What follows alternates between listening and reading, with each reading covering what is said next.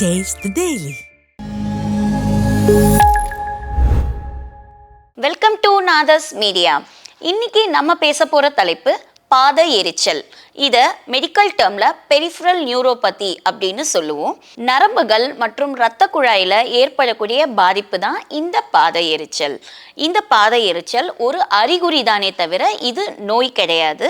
எதனால இந்த பாத எரிச்சல் ஏற்படுது அப்படின்ற காரணத்தை தெரிஞ்சுக்கிட்டு அதற்கான சிகிச்சையை நம்ம எடுத்துக்கணும்.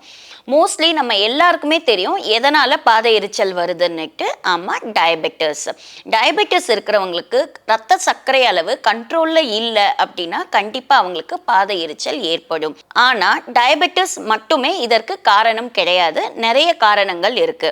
அடுத்த காரணம் என்ன அப்படின்னு பார்த்தீங்கன்னா, vitamin B6 vitamin B12 deficiency இருக்கிறவங்களுக்கும் இந்த பாத எரிச்சல் ஏற்படும்.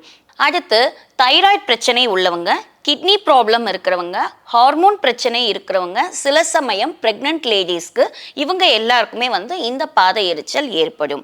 அடுத்து குடிப்பழக்கம், புகைப்பழக்கம்க்கு அடிமையானவங்களுக்கும் இந்த பிரச்சனை ஏற்படும். ஏன்னா நரம்பு மண்டலம் டைரக்டாக பாதிப்பு அடையிறதுனால அவங்களுக்கும் இந்த பிரச்சனை வரலாம்.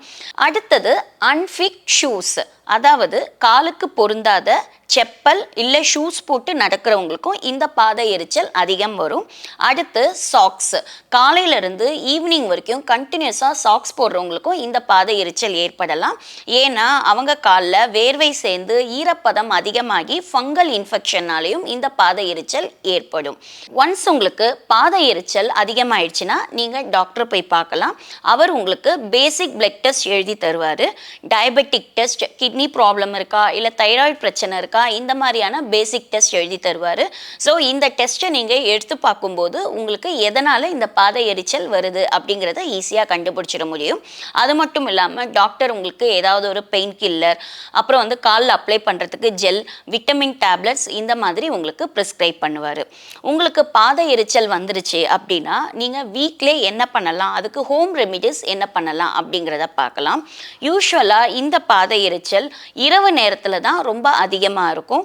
அதனால் நீங்கள் தூங்க போகிறதுக்கு முன்னாடி கோல்டு வாட்டரில் உங்கள் பாதங்களை ஒரு 10-15 நிமிஷம் டிப் பண்ணி வச்சுக்கிட்டு தூங்கும்போது உங்களுக்கு நல்லா தூக்கம் வரும். நெக்ஸ்ட் பார்த்தீங்கன்னா, உங்கள் கால்களை எலிவேட்டட் பொசிஷனில் வச்சு தூங்கணும். அதாவது 2 தலகாணி போட்டு காலை நல்லா உயரமாக வச்சு நீங்கள் தூங்கும்போது உங்களுக்கு இந்த பாத எரிச்சல் கம்மியாகும். நெக்ஸ்ட் பாதங்களுக்கு நிறைய ரெஸ்ட் கொடுக்கணும். அதாவது ரொம்ப நேரம் நிற்கிறது, ரொம்ப நேரம் நடக்கிறது, இந்த மாதிரியான ஆக்டிவிட்டீஸை அவாய்ட் பண்ணும்போது இந்த பாத எரிச்சல் கம்மியாகும். அடுத்தது ஃபுட் மசாஜ்.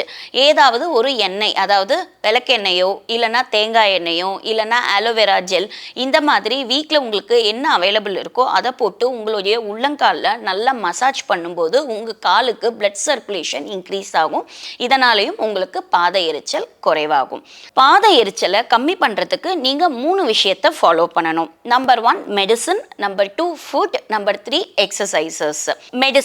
மெடிசன்ஸை பொறுத்த வரைக்கும் உங்களுக்கு டயபெட்டிஸ் இருக்குது, தைராய்டு இருக்குது, இல்லை கிட்னி ப்ராப்ளம் இருக்குது, ஹார்மோன் ப்ராப்ளம் இருக்குது அப்படின்னா நீங்கள் மெடிசன்ஸ் அதுக்கு எடுத்துக்கிறீங்கன்னா கண்டிப்பாக அந்த மெடிசன்ஸை கண்டினியூஸாக நீங்கள் ஃபாலோ பண்ணணும். ஃபாலோ பண்ணிவிட்டு டயபெட்டிஸ், தைராய்டு லெவல் இது எல்லாமே அண்டர் கண்ட்ரோல் இருக்கா அப்படின்னு நீங்கள் பீரியாடிக்கலாக செக் பண்ணிக்கணும். அடுத்தது ஃபுட்டை பொறுத்த வரைக்கும் விட்டமின் B6 B12 அதிகமாக இருக்கிற ஃபுட் நீங்கள் எடுத்துக்கணும். அதாவது அசைவத்தை பொறுத்த வரைக்கும் உங்களுக்கு நிறைய ஆப்ஷன்ஸ் இருக்குது. வெஜிடேரியன், வீகன் ஃபாலோ பண்ணுறவங்களுக்கு முளைக்கட்டிய பயிறு வகைகள், மஷ்ரூம் இதிலெல்லாம் நிறைய விட்டமின்ஸ் இருக்குது.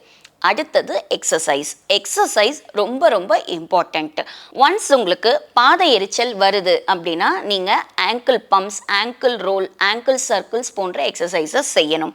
அடுத்து stretches, calf stretch, hamstring stretch, plantar fascia stretch போன்ற ஸ்ட்ரெச்சஸ் பண்ணுறது நல்லது. அடுத்தது டீசென்சிட்டைசேஷன் தெரப்பின்னு சொல்லக்கூடியது. அது என்ன அப்படின்னு பார்த்தீங்கன்னா, ஒரு டென்னிஸ் பால் இல்லை ஸ்பைக் பால், ஏதாவது ஒரு பால் எடுத்துக்கிட்டு உங்களுடைய பாதத்துக்கு கீழே வச்சுக்கிட்டு ஃப்ரண்ட் அண்ட் பேக் நீங்கள் ரோல் பண்ணி மசாஜ் மாதிரி பண்ணணும். இந்த எக்ஸசைஸ் பண்ணும்போது உங்கள் பாதங்களுக்கு பிளட் சர்க்குலேஷன் அதிகமாக கிடைக்கும். இதனால் பாத எரிச்சல் கம்மியாகும். அடுத்து balance exercises, towel scrunches, heel and toe raises, marching exercises, இந்த மாதிரியான எக்ஸசைசஸ் பண்ணும்போது கண்டிப்பாக உங்களுக்கு பாத எரிச்சல் கம்மியாகும். ஸோ உங்களுக்கு பாத எரிச்சல் வந்துருச்சு அப்படின்னா நீங்கள் பக்கத்தில் இருக்க ஒரு ஃபிசியோதெரபிஸ்ட்டை போய் மீட் பண்ணுங்கள். அவங்க உங்களுக்கு இந்த எக்ஸசைசஸ்லாம் வந்து ப்ராப்பராக சொல்லி கொடுப்பாங்க. சொல்லி கொடுத்து எந்தெந்த எக்ஸசைசஸ் செய்யணும் அப்படிங்கிறத உங்களுக்கு டிராஃப்ட் பண்ணி கொடுப்பாங்க. இதை நீங்கள் ஃபாலோ பண்ணிட்டு வரும்போது கண்டிப்பாக பாத எரிச்சல் கம்மியாகும். அடுத்து இந்த பாத எரிச்சல் வராமல் ப்ரிவென்ட் பண்ணுறதுக்கு என்ன பண்ணணும் அப்படின்னு பார்த்தீங்கன்னா, டயபெட்டிஸ், தைராய்டு இது எல்லாமே வந்து உங்களுக்கு கண்ட்ரோலில் இருக்கணும்.